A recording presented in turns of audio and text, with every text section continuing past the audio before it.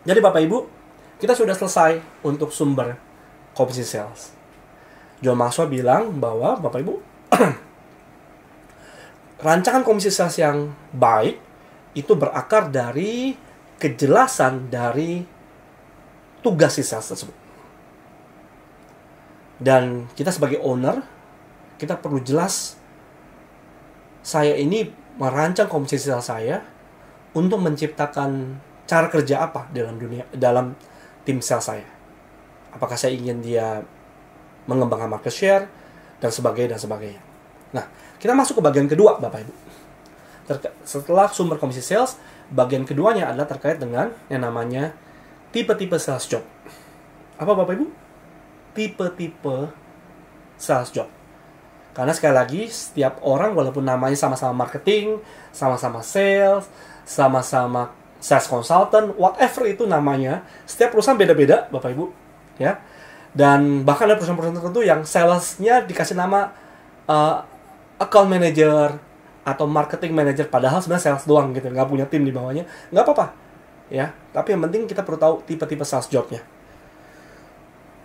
Nah, ada 5 hal yang Bapak Ibu perlu pertimbangkan terkait dengan tipe-tipe sales job. Ada berapa Bapak Ibu? Ada 5. 1, 2, 3, 4, 5. Nah, kalau Bapak Ibu mencatat, ini dia.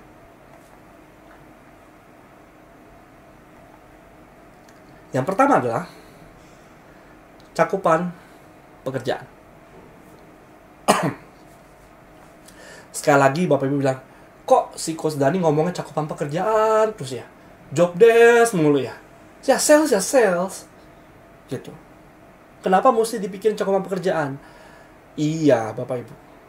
Kenapa? Karena sales kita itu punya waktunya sama seperti manusia pada umumnya. Mereka hanya punya waktu 24 jam dalam sehari. Sales itu adalah pekerjaan yang mata uang paling kredibel di dalam hidup mereka adalah waktu. Kalau mereka menggunakan waktunya untuk pekerjaan yang salah, maka hasil juga salah. Bayangin kalau ada salesperson yang tugasnya sibuk ngurusin agreement doang. Maka bikin agreement setengah hari versus menelpon orang dan follow up setengah hari, hasil omsetnya beda buat perusahaan dan hasil komisinya beda buat dia. Maka kita sebagai leader dalam perusahaan, kita perlu jelas nih, cakupan pekerjaan sales saya ini sebagai apa? Bisa Bapak Ibu pertama-tama sebagai hunter. Hunter itu apa artinya? Dia berburu customer baru. Dia berburu di hutan-hutan baru. Dia berburu di wilayah-wilayah yang baru yang belum pernah ada produk kita di sana. Atau dia cakupan pekerjaan sebagai farmer. Nah, kalau farmer ini apa Bapak Ibu? Petani. Petani itu ngapain? Petani itu merawat tanamannya. Memupuk, menyirami supaya tanamannya itu bertumbuh dengan baik. Ini tugasnya bisa jadi tugas yang namanya maintenance atau merawat customer yang sudah membeli, supaya customer itu tetap suka sama kita dan tetap mau membeli. Itu tugasnya 2 hal yang berbeda, betul gak Bapak Ibu? Bayangin ya, sales yang pertama kali dia harus jadi hunter, berarti dia harus agresif, harus berani ditolak. Versus sales yang menjadi farmer, yang tiap kali telepon udah langsung diterima, tiap kali datang dia langsung di welcome, ngobrol. Itu aja 2 cakupan pekerjaan berbeda. Atau yang ketiga, bisa jadi sales Bapak Ibu ternyata cakupan pekerjaannya bukan hanya 2, tapi dia juga merangkap sebagai kolektor, tukang tagih.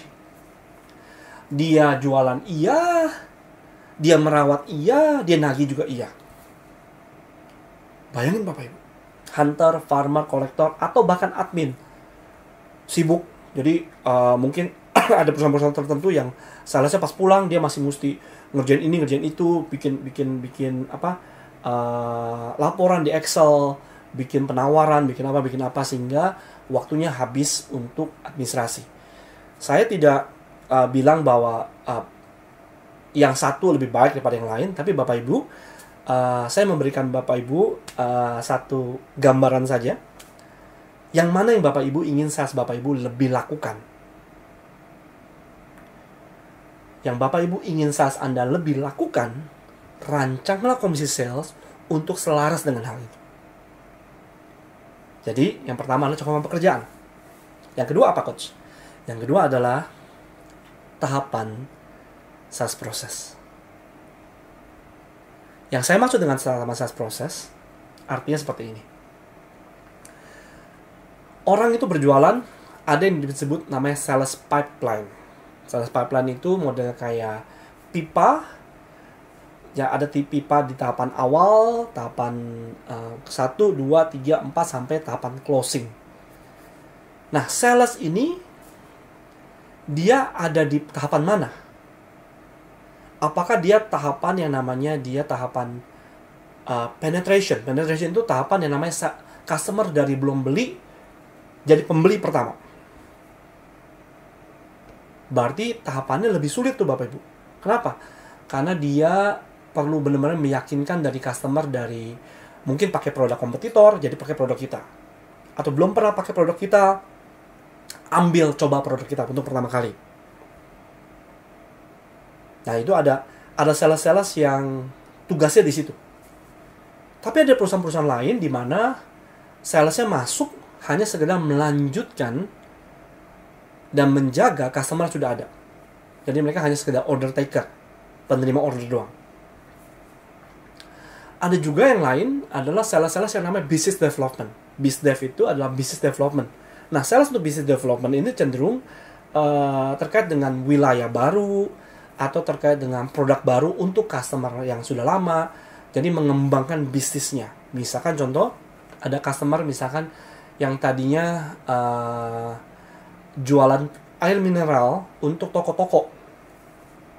Nah, setelah dia udah punya masukin supply air mineral ke toko-toko untuk jualan ke toko-toko sembako seperti itu, kemudian ternyata ada produk lain yang si bosnya pengen dijualin juga ke toko-toko sembako itu. Nah, berarti ini perlu pengembangan business development. Tahapan sales proses Bapak Ibu. Jadi pertanyaan saya Bapak Ibu, kalau di dalam bisnis Bapak Ibu ada 4 tahapan. Misalkan tahapan mulai dari telepon pertama, kemudian meeting, negosiasi, sama closing. Nah, sales Bapak Ibu menangani 4-4-nya atau hanya menangani bagian-bagian tertentu. Nah, variabel-variabel ini perlu Bapak Ibu pertimbangkan untuk merancang komisi sales. Jadi yang pertama cakupan pekerjaan, kedua tahapan sales proses, ketiga apa Coach? Ketiga adalah teritori. Nah, berapa banyak di tempat Bapak Ibu atau Bapak Ibu yang menonton ini, Bapak Ibu membagi sales Bapak Ibu berdasarkan teritori. Kamu Jakarta Utara ya, kamu Jakarta Selatan ya, kamu Jakarta Barat ya, kamu luar Jakarta, atau kita bagi ya berdasarkan Indonesia Barat sama Indonesia Timur, misalnya seperti itu. Nah, waktu kita bagi sales teritori, maka Bapak Ibu pertanyaan besar buat kita adalah, apakah sales-sales ini punya teritori yang sama-sama basahnya? Karena bisa jadi untuk produk-produk tertentu, produk ini laku untuk Jakarta Selatan, tapi untuk Jakarta Utara, nggak laku sama sekali.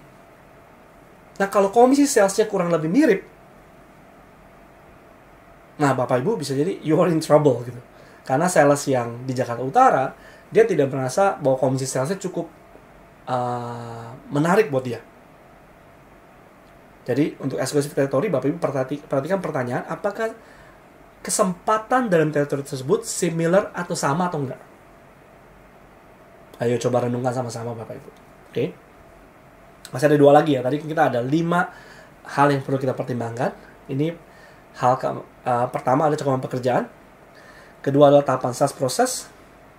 Ketiga adalah eksklusif teritori. Dan yang keempat, Bapak Ibu kalau Bapak Ibu mencatat adalah apa? Adanya faktor obsolescence. Faktor obsolescence itu apa, Coach? Faktor obsolescence itu terkait kayak gini.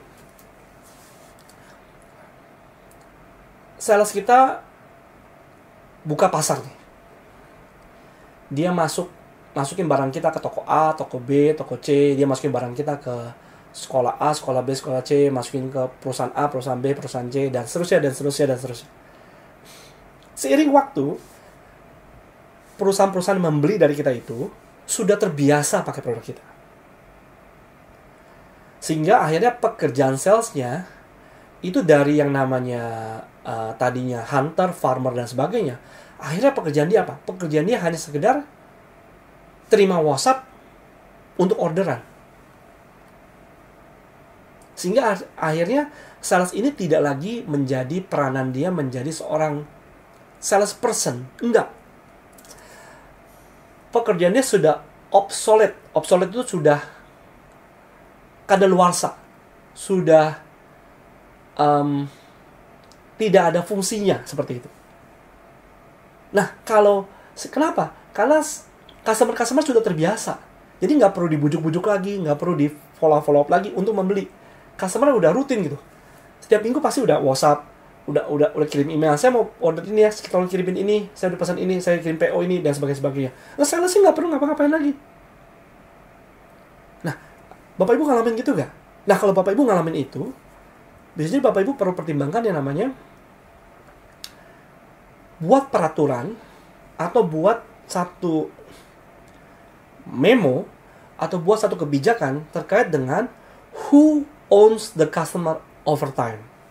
Artinya Bapak Ibu, customer ini setelah dipenetrasi oleh si sales, berapa lama customer itu menjadi customer si sales yang komisinya terus keluar? Apakah selama-lamanya? Atau Bapak Ibu mau kasih waktu sampai 3 tahun doang? Atau 2 tahun doang? Artinya apa, Coach?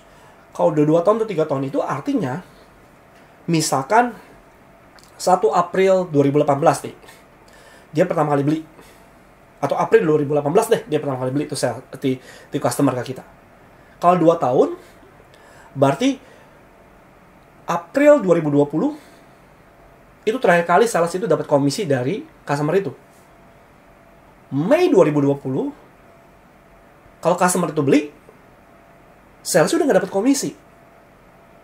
Tetapi customer itu di take care atau dipelihara atau dirawat oleh bagian administrasi atau bagian customer service atau bagian customer relation dari perusahaan kita. Bapak Ibu, poin keempat ini paling sering saya temukan menjadi sakit kepala dari perusahaan-perusahaan yang baru sekitar 5 tahunan, 6 tahunan Bapak Ibu. Biasanya kita kalau pertama kali punya sales, kita itu suka salah ngitung tuh Bapak Ibu. Jadi kita senang karena sales ini berjuang sama kita dari awal. Ya. Dia dari awal bantuin kita mulai macam-macam. Dari hunter, jadi farmer, jadi kolektor, semua dikerjain semua. Sehingga tanpa sadar, customer-nya sudah begitu banyak. Customer dia nih, udah begitu banyak. Komisinya udah gede banget. Terus dihitung-hitung, kayak komisi dia lebih gede daripada profit saya ya. Bapak Ibu mau negosiasi komisi, takut kalau dia keluar atau dia takut dia keluar atau dia tiba-tiba dia bawa customer kabur. Bapak Ibu nggak negosiasi komisi, Bapak Ibu kok merasa modalnya kayak cuma modalin dia bisnis di dalam bisnis Bapak Ibu. Nah, pernah ngalamin gitu nggak? Satu customer saya, Bapak Ibu, dia bilang gini, Coach, ada satu loh karyawan saya, dihitung-hitung ya Coach, dia kerja ikut saya tuh dari tahun 2016. Di 2020 kemarin, Bapak Ibu, sales dia ini, itu dia dapat komisi sekitar 30-40% dari omset. Sekarang jadi kelihatan gede. Dulu mah waktu pertama kali bisnis, kecil. Tapi sekarang Bapak Ibu jadi serba salah dia. Nah, supaya Bapak Ibu tidak punya pengalaman yang sama seperti klien saya itu, karena kita waktu fixingnya tuh lumayan repot gitu ya. Pakai komunikasi, pakai negosiasinya tingkat tinggi tuh. Ya. Nah, supaya menghindari seperti itu, Bapak Ibu coba lihat-lihat skema atau rancangan komisi Bapak Ibu untuk salesnya. Kalau belum ada faktor obsolescence, buatlah faktor obsolescence itu. Faktor obsolescence itu artinya Bapak Ibu tulis dalam perjanjian komisi atau dalam kebijakan komisi Bapak Ibu, misalnya customer dirawat oleh dijaga oleh sales sampai 2 tahun. Kemudian customer itu akan dipindah tangankan kepada bagian administrasi sehingga Bapak Ibu nggak perlu bayar komisi lagi. Nah, itu perlu pertimbangan. Oke, pertama cakupan pekerjaan, kedua tahapan sales proses, ketiga adalah exclusive territory, keempat adalah faktor obsolescence, dan yang kelima Bapak Ibu apa? Manajemen customer relationship. Ya. Poinnya gini, kalau Bapak Ibu belum punya divisi customer relation, Bapak Ibu belum punya yang namanya customer service department di dalam bisnis Bapak Ibu,